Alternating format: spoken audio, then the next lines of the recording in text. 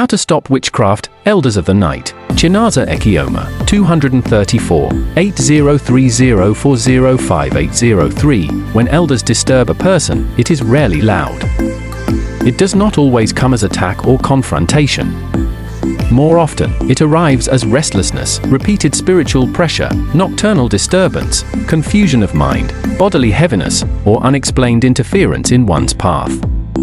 In ancestral lore, such disturbance is not random. It is the movement of senior unseen forces pressing against a person's Kai, aura, and destiny space. In many African cosmologies, especially across forest and agrarian cultures, elders, whether ancestral, witch-aligned, or spiritually senior, do not engage recklessly. When they disturb someone, it is because the person's spiritual skin has become exposed, either through vulnerability, inherited lineage issues, land offense, destiny conflict, or imbalance between Kai and conduct. The remedy you shared uses cassava leaves, not as food, but as spiritual neutralizer and boundary restorer. This is important. Cassava is not chosen arbitrarily. Cassava is a plant of survival, endurance, and quiet resistance. It grows where other plants fail. It feeds without boasting. In ancestral herbal science, plants that sustain life during hardship often carry the power to shield life during spiritual pressure. Cassava leaf holds cooling, grounding, and detoxifying properties, both physically and spiritually.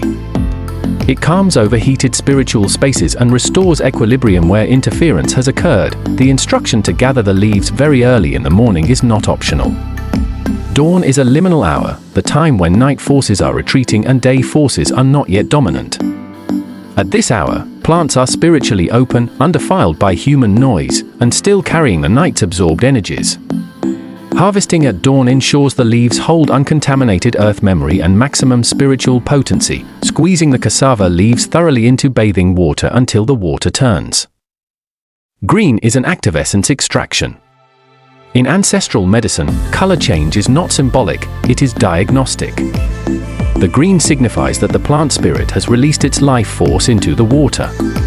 You are not making herbal tea, you are creating spiritual wash water, infused with plant intelligence. Sieving out the chaff is a law of cleanliness.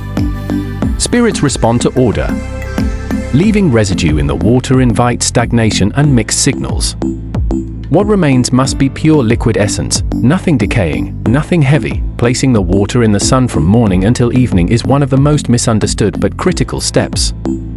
Sun exposure is not for warming. It is for spiritual activation and sealing. The sun in African cosmology is a witness, an enforcer, and a purifier.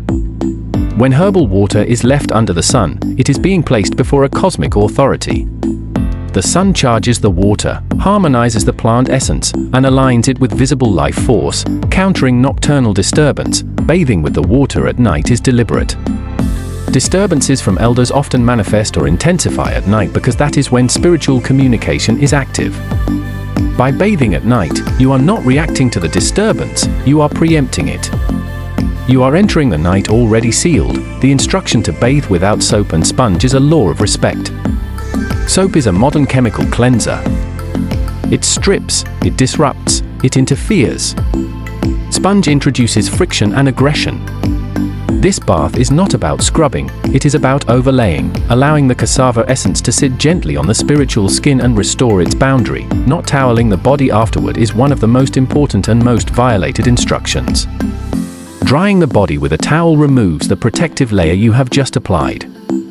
In ancestral practice, the body must air dry naturally, allowing the plant spirit to settle into the aura and seal the pores, both physical and spiritual. Doing this for 3 consecutive days is not superstition. 3 is a number of stabilization across many African systems. 1 day introduces the medicine. The 2nd day confronts resistance. The 3rd day establishes dominance and closure. Anything less leaves the work incomplete. Anything more is unnecessary unless directed by divination. This bath is not an attack. It is not a counter-curse. It is a boundary restoration rite.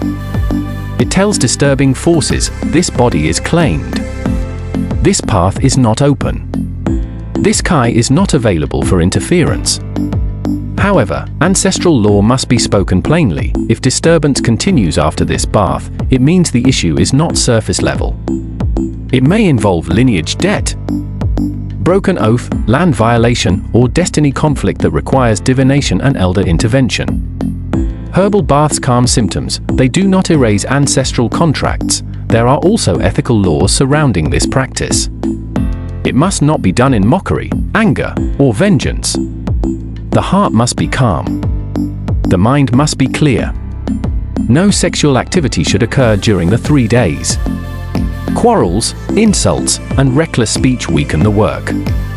Silence strengthens it. This remedy works because it aligns with 3 core ancestral principles: respect for plant intelligence, obedience to timing, and submission to cosmic order. Used correctly, it restores peace, stabilizes the spirit body, and quiets unwanted attention. Used carelessly, it becomes only water. In ancestral tradition, protection is not loud. It is precise. And cassava leaf, humble as it seems, carries the authority of survival itself.